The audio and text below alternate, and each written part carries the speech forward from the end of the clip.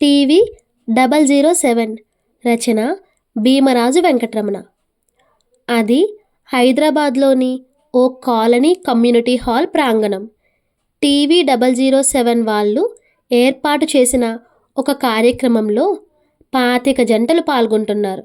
వారిలో కృష్ణమూర్తి, రాజ్యలక్ష్మి దంపతులు కూడా ఉన్నారు.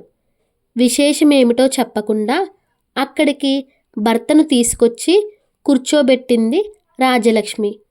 అక్కడ పరిసరాలను, బ్యానర్లను చూసి, ఇదేమిటే, టీవీ 007 అంటే సీసీ కెమెరాలు పెట్టి లంచగొంటి ఉద్యోగులను పట్టించే ఛానలే కదూ, వీళ్ళు ఆదర్శ దంపతులు పోటీ పెట్టడమేమిటి, నువ్వు నన్ను తీసుకురావడమేమిటి అన్నాడు కృష్ణమూర్తి పెద్ద క్వశ్చన్ మార్క్ ముఖం మీద పెట్టుకొని. ఆదర్శ దంపతులుగా గెలిచిన ఆ జంటకు 10,000 రూపాయలు బహుమతిగా ఇస్తారుట అని ఆనందంగా చెప్పింది రాజ్యలక్ష్మి. అయినా 6 దశాబ్దాలు దాటిన ఈ వయసులో మనం ఇట్లాంటి పోటీల్లోకి రావడమేమిటి నీ చాదస్తం కాకపోతే అడిగాడు కృష్ణమూర్తి. ఇక్కడ వయోపరిమితి ఏమీ లేదు. పైగా అలాంటి పోటీల్లో ఏవేమి అడుగుతారో నాకు బాగా తెలుసు. అవునులే, కరెంటు పోతే తప్ప నువ్వుండేది ఆ టీవీకి అతుక్కొనేగా. ఇలాంటి విషయాల గురించి పరిజ్ఞానం చాలా మెండు నీకు అన్నాడు కృష్ణమూర్తి. వెటకారాలొద్దు, విషయానికి రండి. సరే, నేను ఇప్పుడేం చెయ్యాలో చెప్పు అని అన్నాడు. ఇదేమీ పెద్ద కష్టం కాదు. మనిద్దరి ఇష్టాయిష్టాలు, మన కాపురానికి సంబంధించిన విషయాలు ఒకరికి తెలియకుండా ఒకరిని అడుగుతారు. ఇద్దరి సమాధానాలు ఒకటే ఉండాలి, అంతే.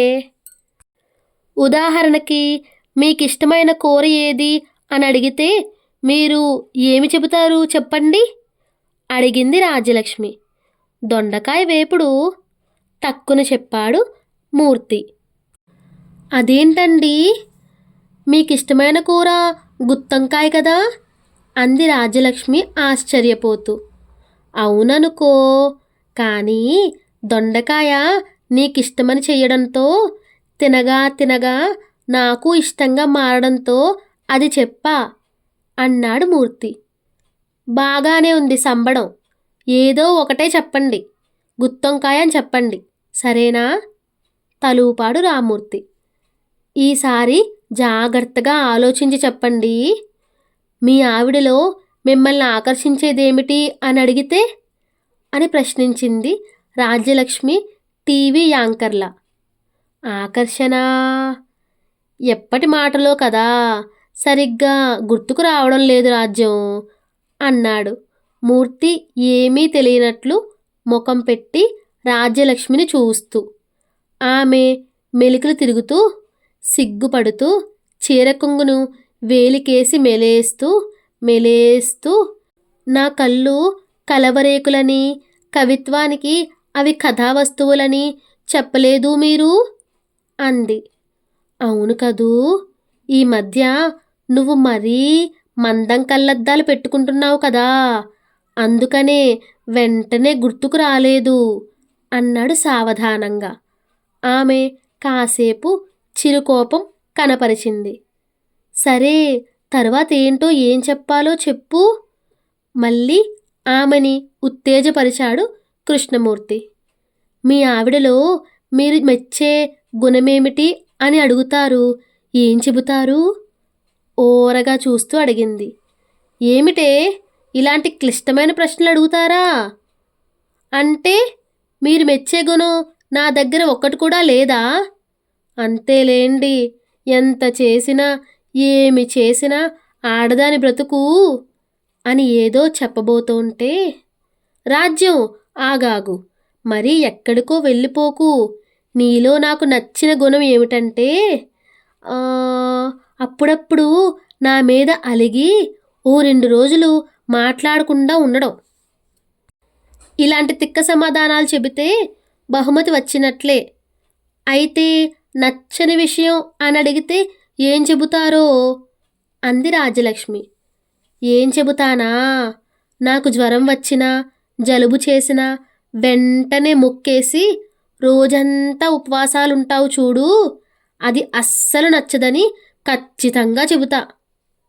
చెప్పండి, నేను తక్కువ?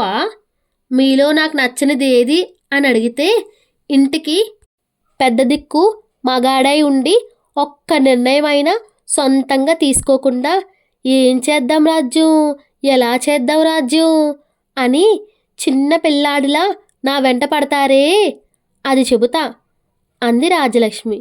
ఇద్దరూ కొంచెంసేపు అక్కడే మౌనంగా కూర్చుని ఉన్నారు. మీకిష్టమైన సినిమా హీరో ఎవరు అని అడిగితే ఏం చెప్తారు?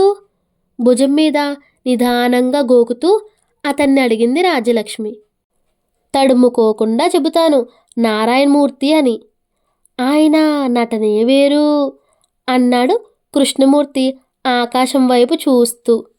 నారాయణమూర్తి అంటే ఆ ఎర్ర చొక్కా వేసుకొని ఉరిమి చూస్తూ మీద మీదకి వచ్చినట్లుంటాడు అతనా అంది.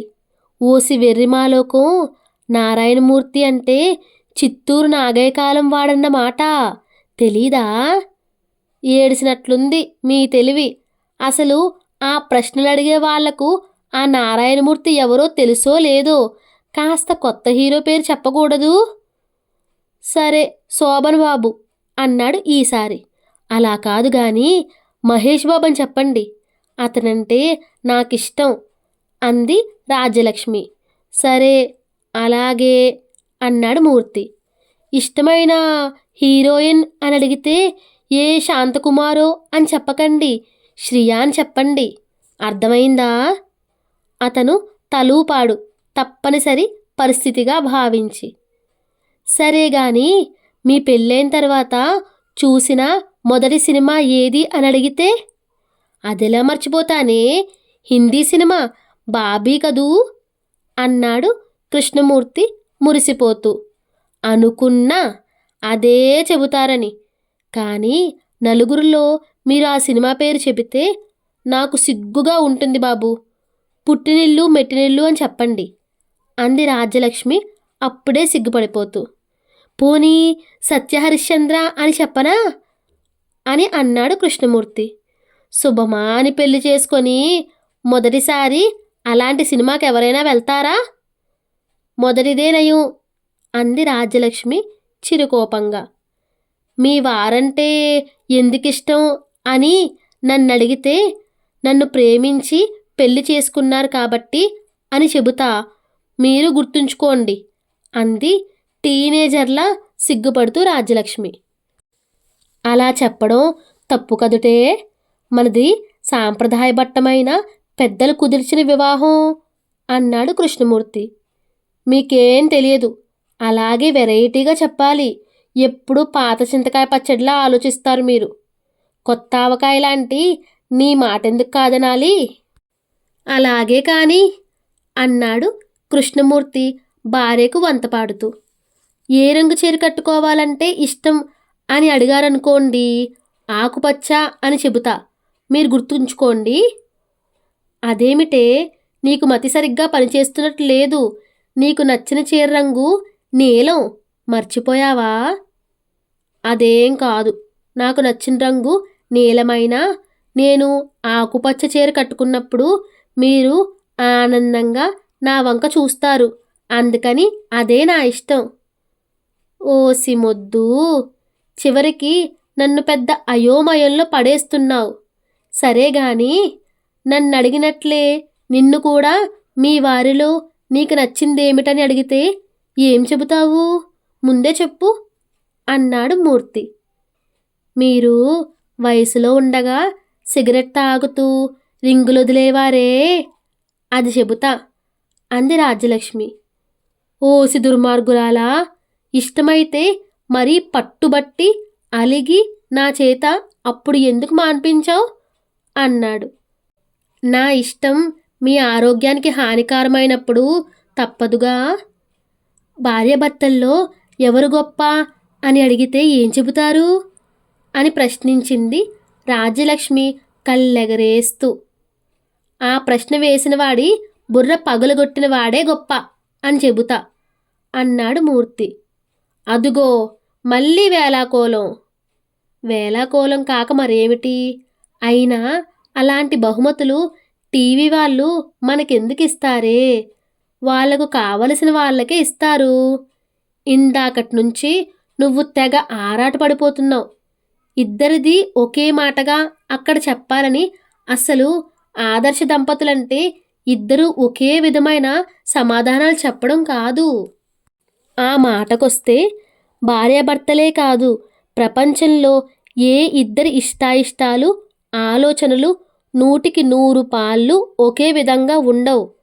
ఎదుటివారి ఇష్టాన్ని నెరవేర్చడంలో ఆనందం, మన ఇష్టాన్ని, అభిరుచిని వారిపై రుద్దకుండా ఉండే స్వభావం అలవరుచుకుంటే అదే ఆదర్శ దాంపత్యానికి పునాది అవుతుంది.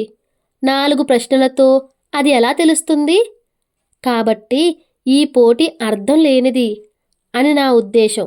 నా మాట విని ఇంటికెళ్దాం పదా అన్నాడు. అవునండి, మీరన్నది నిజమే. ఎటూ వచ్చి కూర్చున్నాం కదా, కాసేపుండి ఏం జరుగుతుందో చూసిపోదాం. ఆదివారం పూట కాలక్షేపం జరిగిందనుకుందాం, సరేనా అంది. ఇద్దరూ నవ్వుకున్నారు. కాసేపటికి ఒక వ్యక్తి స్టేజీ మీదకు వచ్చి, ఈనాటి ఈ ఆదర్శ దంపతుల పోటీలో విజేతలు శ్రీ కృష్ణమూర్తి, రాజ్యలక్ష్మి దంపతులు అని టక్కున ప్రకటించేశాడు. రాజ్యలక్ష్మి, కృష్ణమూర్తితో సహా అందరూ అయోమయంగా ఒకరి ముఖాలు మరొకరు చూసుకుంటున్నారు. అసలు పోటీ పెట్టకుండా విజేత ప్రకటన ఏమిటి అని పెద్దగా అరుస్తున్నారు కొంతమంది కుర్చీలెక్కి. మీరు కూర్చున్న కుర్చీలకి జంటకి ఒకటి చొప్పున ఒక సీక్రెట్ మైక్ని పెట్టి సహజంగా మీరు మాట్లాడుకునే మాటలను రికార్డ్ చేసి అన్నీ విన్నాం. కృష్ణమూర్తి, రాజ్యలక్ష్మి గార్ల సంభాషణ బట్టి వారు ఆదర్శ దంపతులుగా మా నిర్ణయాన్ని ప్రకటించాం. ఆ దంపతులు వేదిక మీదకి వచ్చి బహుమతి అందుకొని వారి స్పందన తెలియజేయవలసినదిగా కోరుతున్నాం అన్నాడు ఆహ్వానం పలుకుతున్నట్లు. ఈ హఠాత్ పరిణామానికి అందరూ కాసేపు అవాక్కైపోయారు. తరువాత ఒక్కొక్కరిగా అందరూ చప్పట్లు కొట్టడం మొదలుపెట్టారు.